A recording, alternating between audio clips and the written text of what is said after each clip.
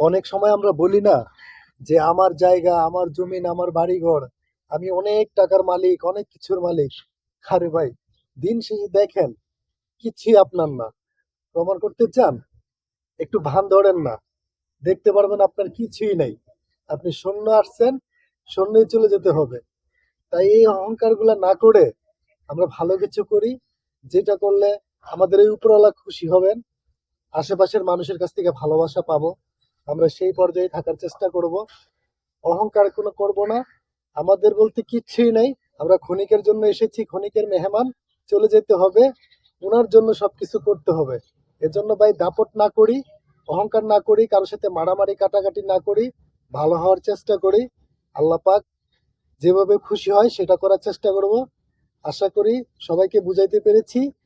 অবশ্যই আমার চেয়েও জ্ঞানী অনেক মানুষ আছেন। আমি একটা ক্ষুদ্র মানুষ, আপনাদের মাঝে বিনোদন দিয়ে থাকি। অনেক সময় সঠিক কথা বলার চেষ্টা করি, সত্য কথাগুলা তুলে ধরি। আপনারাও সবসময় পাশে থাকবেন, ভালোবাসা দিবেন। অবশ্যই আমি আপনাদের পাশে থাকতে চাই।